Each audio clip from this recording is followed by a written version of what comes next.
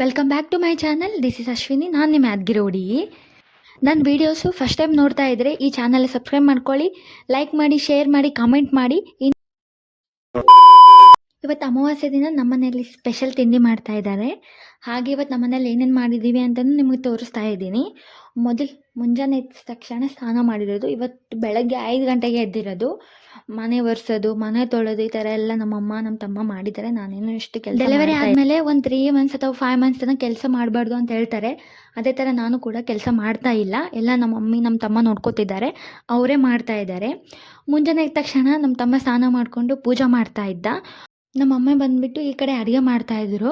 ಇವತ್ತು ಸ್ಪೆಷಲ್ ತಿಂಡಿ ಏನು ಅಂದರೆ ಅಡುಗೆಯಲ್ಲಿ ಹೋಳಿಗೆ ಮಾಡ್ತಿದ್ದಾರೆ, ಅಮಾವಾಸ್ಯೆ ಸ್ಪೆಷಲ್.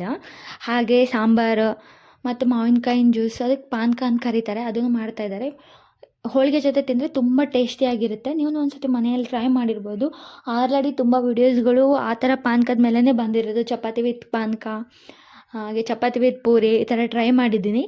ನೋಡಿ, ನೀವು ಒಂದ್ಸತಿ ಟ್ರೈ ಮಾಡಿ.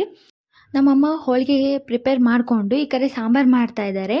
ಅದು ಸಾಂಬಾರು ಬಂದುಬಿಟ್ಟು ಹೋಳಿಗೆ ಸಾಂಬಾರು ಅಂತ, ತುಂಬ ಚೆನ್ನಾಗಿರುತ್ತೆ, ಟೇಸ್ಟ್ನೂ ಇರುತ್ತೆ. ಹೋಳಿಗೆ ಸಾಂಬಾರು ರೆಸಿಪಿ ಬೇಕಂದರೆ ನನಗೊಂದ್ಸತಿ ಕಾಮೆಂಟ್ ಮಾಡಿ.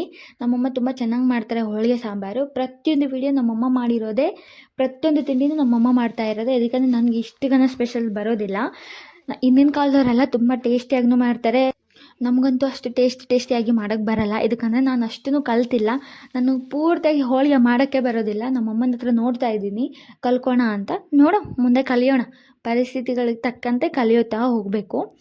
ಹೋಳಿಗೆಗೆ ಒಳಗೆ ತುಂಬಲು ಹೂರಣನ ಸಿದ್ಧ ಮಾಡ್ಕೊಂಡಿದ್ದಾಳೆ. ಅದಾದಮೇಲೆ ಈ ಕಡೆ ಬಂದುಬಿಟ್ಟು ಹೋಳಿಗೆ ಹಿಟ್ಟನ್ನು ತಯಾರು ಮಾಡ್ತಾ ಇದ್ದಾಳೆ. ಹೋಳಿಗೆ ಹಿಟ್ಟು ಮೆತ್ತಗೆ ಇರಬೇಕು, ಜಾಸ್ತಿ ಗಟ್ಟಿಗೆ ಇರಬಾರ್ದು, ಆ ಥರ ತಯಾರು ಮಾಡ್ಕೊತಿದ್ದಾಳೆ. ನಾನು ಈ ಕಡೆ ಏನು ಮಾಡ್ತೀನಿ ಅಂದರೆ ಹಪ್ಪಳ ಅನ್ನೋದು ಬೇಯಿಸ್ತಾ ಇರೋದು. ಹಪ್ಪಳ ಬೇಯಿಸ್ಬೇಕಲ್ಲ, ಅದಕ್ಕೆ ಸಿಲಿಂಡರ್ ಆನ್ ಮಾಡಬೇಕು. ನಾನು ಅದನ್ನು ಮರ್ತೇ ಬಿಟ್ಟೆ. 1 ತಾಸು ವೇಟ್ ಮಾಡಿದೆ ಸಿಲಿಂಡರ್ ಆನ್ ಮಾಡೋಕ್ಕೆ, ಅದು ನೆನಪೇ ಇಲ್ಲ. 1 ತಾಸು ಆದಮೇಲೆ ನಮ್ಮ ಅಮ್ಮ ಹೇಳಿದ್ದು ಸಿಲಿಂಡರೇ ಆನ್ ಮಾಡಿಲ್ಲ ಅಂತ. ಓಕೆ, ನಾನು ಎಷ್ಟು ಇಂಟೆಲಿಜೆಂಟ್ ಅಲ್ಲ ಅನಿಸಿತ್ತು ಅವಾಗ ಆನ್ ಮಾಡಿ ಹಪ್ಪಳ ಬೇಯಿಸಿದೆ. ಅಯ್ಯೋ, ಇದೇನು ವಿಚಾರ, ಇದಕ್ಕೆ ಈ ಥರ ನೋಡ್ತಾ ಇದ್ದಾಳೆ ಅಂತ ನಮ್ಮಮ್ಮ ನನ್ನ ನೋಡ್ತಾನೇ ಇದ್ಲು. ಹಪ್ಪಳ ಬೇಯಿಸ್ತಾ ಇರೋದು ಎಲ್ಲಿ ಕೈ ಮೇಲೆ ಹಾಕೋತೀನೋ ಅಂತ ನೋಡ್ತಾ ಇದ್ದಾಳಂತೆ. ಇದಕ್ಕಂದರೆ ನಂಗೆ ಹಪ್ಪಳ ಬೇಯಿಸೋಕ್ಕೂ ಬರ್ತಾ ಇರಲಿಲ್ಲ. ಎಲ್ಲ ಕಲ್ಕೊಂಡಿರೋದು ನಮ್ಮಮ್ಮನ ಹತ್ರನೇ.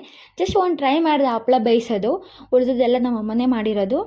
ನಾನು ಸ್ವಲ್ಪ ನೋಡೋಣ ಹಪ್ಪಳ ಬೇಯಿಸೋಕ್ಕೆ ಬರುತ್ತಾ ಇಲ್ಲ ಅಂತ ಬೇಯಿಸಿದೆ ಎಣ್ಣೆಲಿ ಹಾಕೋಕ್ಕೆ ತುಂಬ ಭಯ ಆಗುತ್ತೆ ನನಗೆ. ಆ ಥರ ಇದೆ ಇದು, ಎಣ್ಣೆ ಚೂ ಅಂತ ಇದೆ, ಅಷ್ಟು ಭಯ ಆಗ್ತಾ ಇದೆ. ಈ ಥರ ಸ್ವಲ್ಪ ಅಡುಗೆಗಳು ಟ್ರೈ ಮಾಡ್ತಾ ಇದ್ದೀನಿ, ಹಾಗೆ ಕಲಿತೀನಿ ಕೂಡ. ನಮ್ಮಮ್ಮನೂ ಕಲಿಸ್ತಾ ಇದ್ದಾರೆ. ನಮ್ಮಮ್ಮ ಹೋಳಿಗೆಗೂ ಹಾಗೂ ಚಪಾತಿಗೂ 2 ತೋರಿಸ್ಕೊಂಡಿದ್ಲು. ಯಾಕಂದರೆ ನಮ್ಮ ತಮ್ಮ ಜಾಸ್ತಿ ಹೋಳಿಗೆ ತಿನ್ನಲ್ಲ, ಅವ್ರು ತಿನ್ನೋದೇ ಜಾಸ್ತಿ ಚಪಾತಿ ತಿಂತಾನೆ. ಅವನಿಗೋಸ್ಕರ ಚಪಾತಿ ಮಾಡ್ತಾ ಇರೋದು. ಅದು ಅಲ್ಲದೆ ಈ ಕಡೆ ನಾನು ಪಾನಕ ಮಾಡಿರೋದು. ಪಾನಕ ಆದಮೇಲೆ ನಮ್ಮಮ್ಮ ಬಿಸಿ ಬಿಸಿ ಹೋಳಿಗೆ ಮಾಡಿದ್ಲು.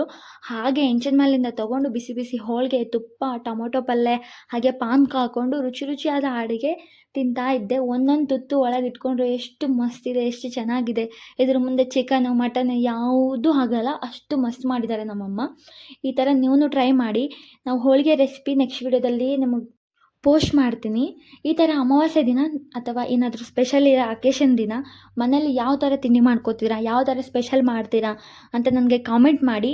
ಇದೇ ಥರ ನಮ್ಮ ಚಾನಲ್ ಸಬ್ಸ್ಕ್ರೈಬ್ ಮಾಡ್ಕೊಳ್ಳಿ, ಹಾಗೆ ಲೈಕ್ ಮಾಡಿ, ಶೇರ್ ಮಾಡಿ. ನಿಮ್ಮ ಸಪೋರ್ಟು, ನಿಮ್ಮ ಲವ್ ನಮ್ಗೆ ಭಾಳ ಅವಶ್ಯಕತೆ ಇದೆ. ಹೀಗೆ ಸಪೋರ್ಟ್ ಮಾಡ್ತೀರಾ ಅಂತ ಅಂದ್ಕೋತಿದ್ದೀನಿ. Thank you all. Bye bye.